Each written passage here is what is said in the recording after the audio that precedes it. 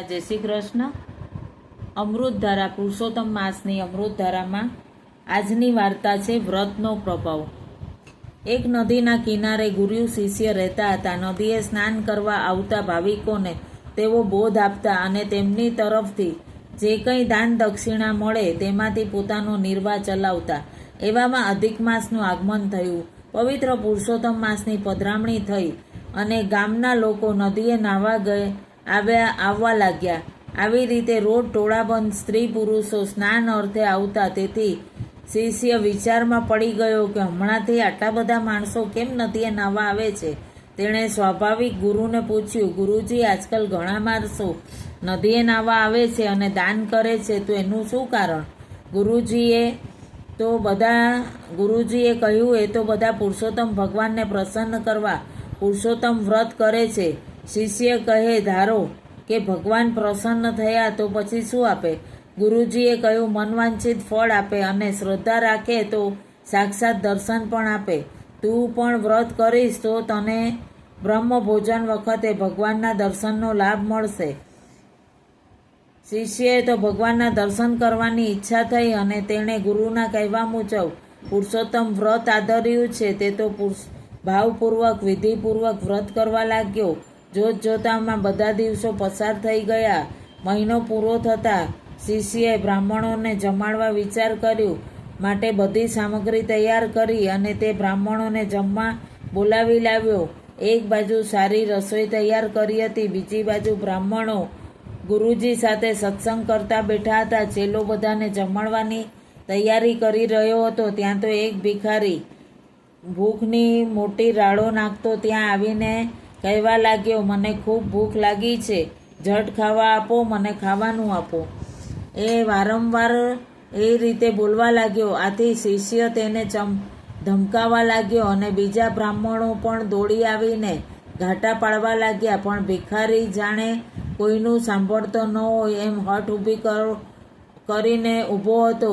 એવું સૌનું ધ્યાન તેના તરફ હતું. આ તો પુરુષોત્તમ ભગવાન સ્વયં ભિખારીનું રૂપ ધરીને ચેલાને દર્શન આપવા આવ્યા.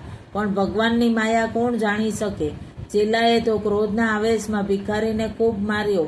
બ્રાહ્મણોએ પણ ગરદાપાટું માર્યા, ધક્કો મારી કાઢી મૂક્યો. ભગવાન દૂર જઈ અંતર્ધ્યાન થઈ ગયા. પછી તો બ્રાહ્મણ જમવા બેસી ગયા અને જમીને દક્ષિણા લઈ ચાલતા થયા. ચેલો વિચાર કરતો રહ્યો કે ભગવાન દર્શન આપે પછી જમી લઉં. તેમ વિચાર કરી ભગવાનની રાહ જોતો બેસી રહ્યો. બહુ વાર રાહ જોવા છતાં ભગવાન પધાર્યા નહીં. એટલે ચેલાએ ગુરુ પાસે જઈને કહ્યું, ગુરુ, આપે તો કહ્યું હતું કે બ્રહ્મભોજન વખતે ભગવાનના દર્શન થશે, તો હજી સુધી ભગવાન કેમ ન દેખાયા? ગુરુજીએ કહ્યું, ભક્ત યાદ કર ને, ભગવાન ન આવે એ તો બને જ નહીં. ચેલો કહે, ગુરુજી, હું ક્યારનો ધ્યાન રાખી રહ્યો છું, માત્ર એક ભિખારી સિવાય અહીંયા કોઈ આવ્યું નથી. તેને મારીને મેં કાઢી મૂક્યો હતો. ત્રિકાળ જ્ઞાની ગુરુના મનમાં થયું કે જરૂર ભિખારીના રૂપમાં જ ભગવાન માર ખાઈને ગયા. આ માટે ખાતરી કરી જોઉં. ગુરુજી વિચારીને સમાધિ ચડાવી અને ધ્યાન ધરી જોયું તો ભગવાન ભિક્ષુકના રૂપમાં માર ખાઈને ચાલ્યા ગયેલા દેખાયા. ગુરુજી બોલ્યા, ભગવાન તને દર્શન દેવા આવ્યા હતા, પણ તે દર્શન કર્યા નહીં અને તેઓને માર માર્યો.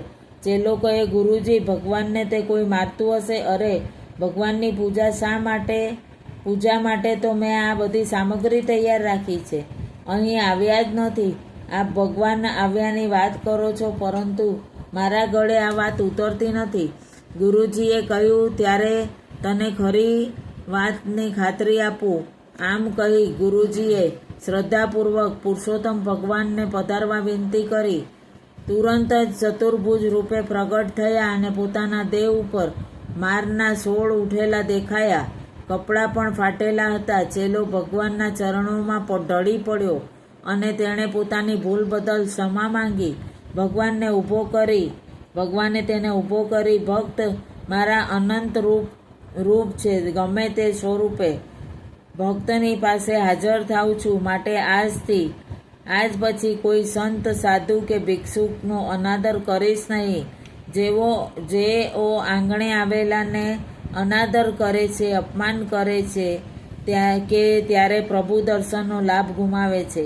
આટલું કહી ભગવાન અંતર્ધ્યાન થઈ ગયા અને ભગવાનના દર્શનનો લાભ મળ્યાથી ગુરુ ચેલો બંને આનંદિત ભક્તિમાં દિવસો પસાર કરવા લાગ્યા.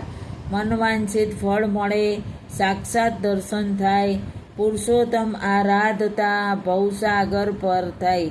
પુરુષોત્તમ ભગવાનના વ્રતનો મહિમા એવો છે કે ભાવિક ઈચ્છે તો તેને મળી પણ શકે છે અને તેનું કલ્યાણ થાય છે. ઇતિ શ્રી પુરુષોત્તમ માસની અમૃતધારામાં આજની વાર્તા પુરુષોત્તમ ભગવાનને અર્પણ. શ્રી કૃષ્ણ અર્પણ. જય શ્રી કૃષ્ણ.